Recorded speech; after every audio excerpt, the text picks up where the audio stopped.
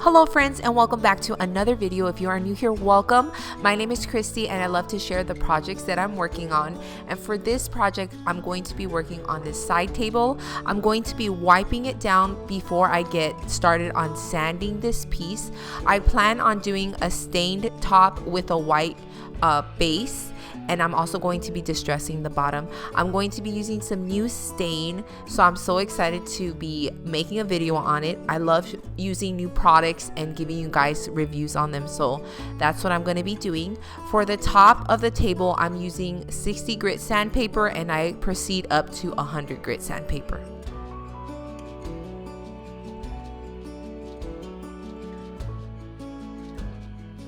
Remember to always sand with the grain of the wood. This sanding process took about 20 minutes. It does take some time, but I highly recommend you use an orbital sander to make that time go by quicker. It's so easy to use this orbital sander. I will have it linked in the description down below. A lot of you have reached out to me and asked me what are some of the tools that I recommend people that are trying to get into refurbishing furniture or furniture artists to become a furniture artist.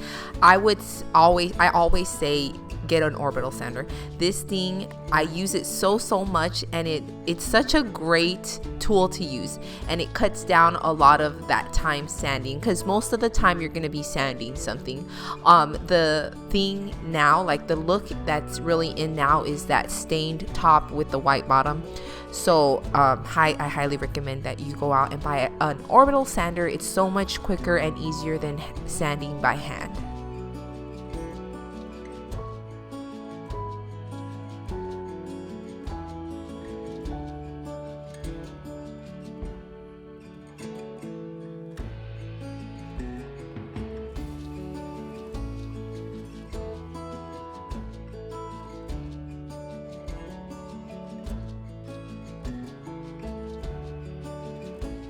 Now I'm going to be applying the stain. This is a varathane stain.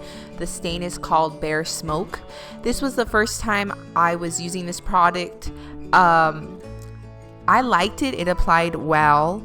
It's not your typical stain that is, you can see a lot of the wood grain. It's almost like you're applying paint to the top.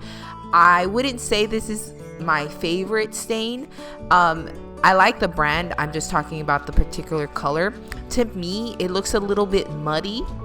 Always make sure you mix your stain before you use it. I took a little knife and I kind of stirred the stain before I applied it to the table, but it was still muddy, and I think that's just how the stain applies.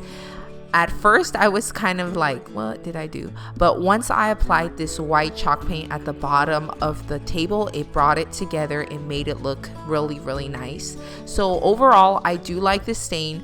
I wouldn't use this stain for like a huge dining room table or something, unless this is the look that you're going for. I wouldn't. I don't know. I like the stain, but it looks a little muddy to me.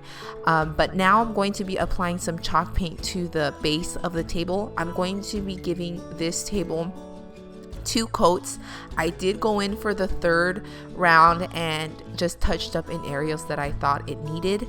I haven't used chalk paint in a while. If you notice in my videos, I've been using a lot of just interior paint, and I forgot how streaky chalk can be. So here I will show you what the first coat looks like, and it looks really streaky, which is normal. And then I did have to apply another one and then touch up one more time before I was happy with the way it looked. So I guess it all depends on what brush you're using, the brand of chalk paint that you're using. A lot of those factors come into play when you're trying to get that nice smooth finish. But overall, I do like the way the paint applied. I think I might have added a little bit too much water to the paint, and that's why it was going on a little bit too streaky, but that would have been on me, not on the product. So overall, I do like the product, but just don't add too much water. I always add a little bit of water to my chalk paint just to kind of make it apply smoother, but I think I applied a little too much in this one.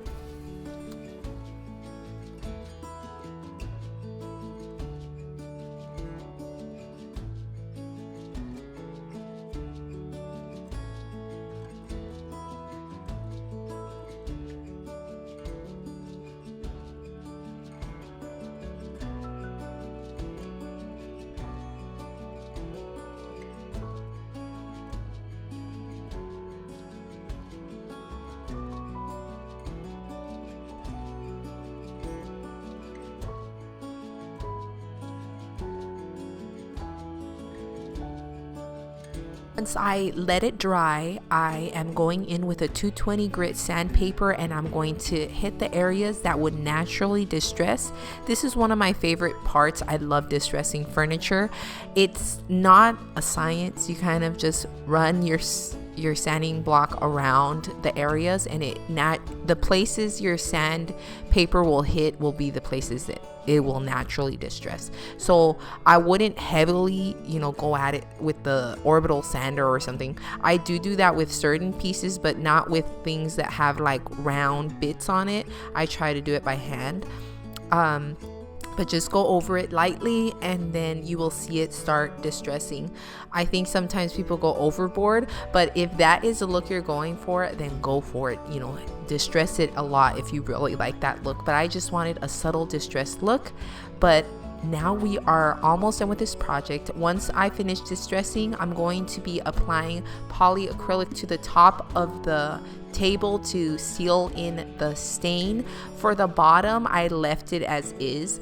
After I sanded the bottom, it felt really nice and smooth to the touch. I will go back and wax it probably, but overall I really like just using this polyacrylic sealer. It's in the satin finish and it's by Minwax.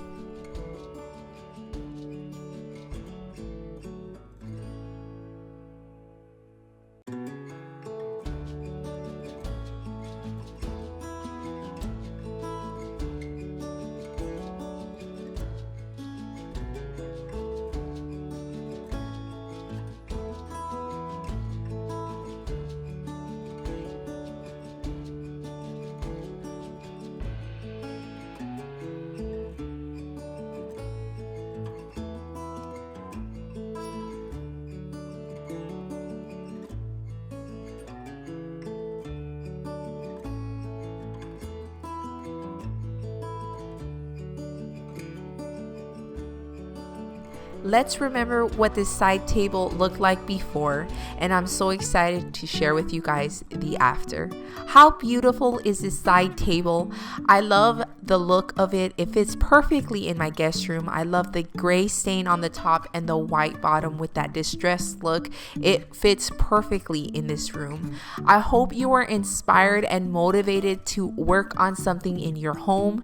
I hope you enjoyed this video. If you haven't already, click that red subscribe button and become part of the Has family. We would love to have you here. All right, guys, I will catch you all in the next video. Bye-bye.